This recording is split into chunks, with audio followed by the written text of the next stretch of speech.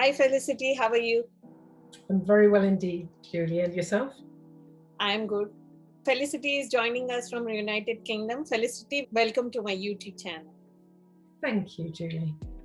So Felicity, do you want to tell my viewers about yourself and your work? I'd love to. So I am a resilience and security director for IBM, and I look after all our clients across EMEA, and that's Europe, Middle East and Africa. I am very passionate around making sure that we have resilience baked into the IT architecture of the whole fabric of our world.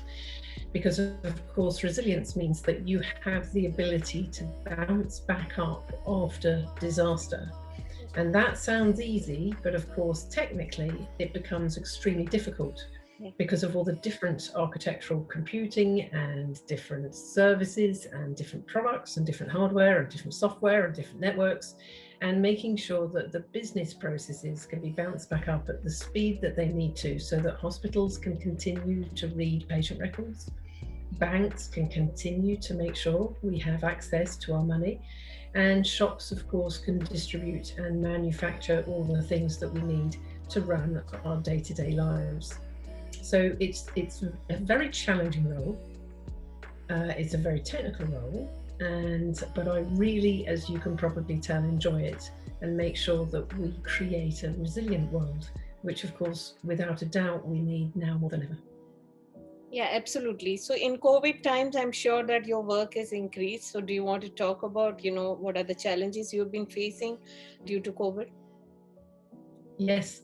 Now, that's really interesting, because if we look at resilience in three different ways, we have business resilience, we have technical resilience, and we have resilience. With the business resilience, before, people did not look at their business continuity plans to plan for a pandemic. It happened 100 years ago. So everybody running their businesses have had to look at different things. We've all had to learn to work from home. Also, when people have to go to work, we have to keep them at 2-meter distances and make sure that they are safe from transmission of the COVID virus. And also that has a major implications on the use of technology, the need for technology, and making sure that companies understand their full business continuity aspect. Yeah. From a technical resilience perspective, again, we want to use as much automation and orchestration as possible. We will need to bounce it up quicker than humans can actually do any kind of restore plan. And so I'd say to your listeners, I would say, let me ask you when you last tried to restore your own personal data on your own personal computer. Right. Let's face it, backup is easy, restore is not so easy. In fact, it's quite hard. So from a technical perspective, we're looking at AI and latest technology to make sure that the bounce back up again is as quick and as unaffected, it doesn't affect anything as much as possible. And we call that the ability to recover at the business risk appetite. How long can you afford your business to be down for? Because let's face it, IT is now the business process. And with COVID, the bounce back up is needed much, much quicker. And the tolerance levels have come down to make sure they get themselves very quickly back up again. Right. And from a personal resilience point of view, there's two aspects there, Julie. First of all, from a personal resilience point of view, we are seeing mass absenteeism from the workforce because people have different family dynamics. They've had homeschooling for months. They've had to step away because they've had to look after family members, or they have been sick with the virus themselves. Yeah. And the other thing, of course, which I'm very passionate about, is mental health and mental stability. And within personal resilience, I've seen a lot more people struggle with their own mental health. Let's face it, this pandemic has been a very changing landscape for all of us, and we have all lost or known of people that we have lost due to the virus. So with personal resilience as well, I take a very active role in making sure people have a good life-work balance, and they feel that by the end of the day, they can achieve what they need to make sure their life is a success, rather than 10 hours at full-on work and try and fit all the other aspects of their life around them. Right. So it's a very fun, very challenging subject, Julie. Yeah, I agree. Absolutely. So we've talked about your work. So let's talk about your personal life and your passions. I know that you have a very interesting personal life, so I am sure my viewers will love to hear about that. Well, yes, I was the third daughter of three girls, and my father decided that he was not going to have a son. So I was brought up on how to break down cars and rip engines apart, motorbikes, and also computers. My father showed me the first ever computer when I was 6 years old and took the lid off. It looked like an old typewriter in those days, and he took the lid off, and I saw my first motherboard. Unfortunately, a couple of days later, I decided to do some further investigation into that computer and looked at the motherboard and decided to take every single lump off with a screwdriver, and that computer never drew breath again.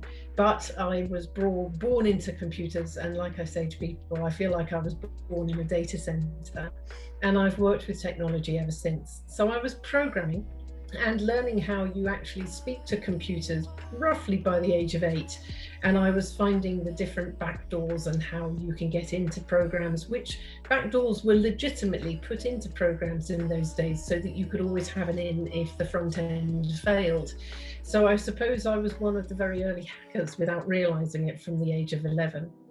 Now, the other passion, of course, is motorbikes. And I remember the first time that I saw a big plastic, fantastic motorbike, and I was in love. So I saved every penny from the age of 12 until my 16th birthday, where I picked up my absolutely brand new Yamaha 50cc bike. Oh, And wow. I've had motorbikes ever since. I've had the pleasure of racing around some of the most famous tracks around Europe, and I have the broken bones to prove it as well. But I've always been passionate about bikes, and in fact I've got 4 motorbikes in the garage, and I always tell everybody I never have enough motorbikes. But I also am a massive dog lover. You'll probably hear them moving around in the background, and I love mountain biking, and I get very excited about Star Trek and Star Wars. And because of my personality and because of my hobbies, I am very passionate to show other women and other girls that you can be what you can't see. And I know we always say you can't be what you can't see, but there was no one like me over the last 30 years of my career. But I felt confident enough to be my whole self. So in Kyndryl, which is where I will be working as IBM splits off their GTS element, in Kyndryl we are using the phrase, we want you to be able to bring your whole selves to work, your whole ability to be your own personality and enjoy and thrive in that personality. So that's my personal life, Julie. I do all the normal things. I love cooking. I love entertaining. I love my nature. In fact, I've got bird feeders all the way around my window so I can watch birds at all times and just enjoy life and make sure we have a calm and a kind lifestyle. Yeah. I think it is a great journey, and I'm sure that women from around the world who will be watching this interview would be able to break barriers after listening to you.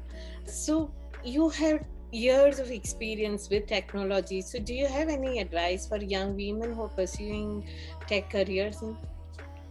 Yes, I do. And I want every woman who's listening to this to recognize that you can be as technical as you want. We learn everything. I see too many women that seem to say, oh, no, I'm not technical, even in my company, as if it's something that should be done by men. And it's upsetting because they want to be technical, but they do feel that it is beyond them, which is absolutely untrue. I work with chief architects who are building the architecture of some international critical infrastructure because they actually are passionate about it and they believe they can. Yeah. Not because they had a wonderful sponsor or a wonderful mentor or a wonderful childhood. That's not true. It's all down to the fact that just do what you want to and be who you want to be and learn, because technology is like anything else. You just have to learn it. It's not hard, but you do have to commit yourself to actually learning around technology and being part of the overall journey. And let's face it, Julie, technology runs very, very fast and the changes happen extremely fast. So even some of the technology, even I can't keep up with. But I Right. would say to any woman, just be your authentic self and be proud of who you are. Don't fit the mold. Don't try and work out who you need to be or what you need to say or what you need to look like. Just go and grab the world by two horns and just go and get it and have some fun. Yeah, true. Very true. So I think you have achieved a lot in your life and you had a very interesting career. As you say, that a whole person, as a person, you had a fantastic journey. So where do you see yourself? What do you want to achieve next? Or do you have any future goals which are left to be achieved? I want to spend a lot of time in true diversity. So I'm one of the diversity leaders of Kindrel, and I'm very passionate at making sure that we have a full diverse mix. That's women and men, or how people want to self-identify, and also neurodivergent, and making sure that we recognise our minorities and that they are well represented. Again, giving people the ability to be their whole selves to work rather than feel they've got to fit in. Diversity is essential. There is so much work, Julie, that we need to work in this space in every single aspect. So I'm going to focus on making sure that we make technology extremely diverse and recognize our benefits of having diverse teams. But I also want to work on mental health. I use a phrase called life-work balance. Yeah. And that is making sure people have a balance wheel where they look at all their aspects of their life, from friends, family, social life, finances, house, or the fitness they want to do, or the nutrition that they want to do, and actually recognize that people can be responsible for their own lives, of which work is only one aspect. Yes. And that's where I want to focus on making sure that we have a good mental health structure as much as we have a physical health structure, so people don't feel that they have to squeeze into a certain type of person or worry about, Julie, when they're not okay. It's okay to say, I'm not doing okay today. It's not going well for me today, without feeling that they need to be seen as weak or that they just need to keep on going. So those are the two things I really want to break out into, so that by the time I retire, every woman feels that she has absolutely every ability to be who she wants to be. And also make sure that companies recognise their responsibility in diversity, in culture, and in mental health. Right. So thank you so much, Felicity, for joining me on this interview. It was amazing, chat, and I'm sure that my viewers would love to hear about your fantastic journey. Oh, Julie, thank you. It's been a real pleasure working with you. So thank you very much for interviewing me. If you're watching my channel for the first time, we have amazing women like Felicity on this platform on a regular basis. So do subscribe to my channel. Thank you so much.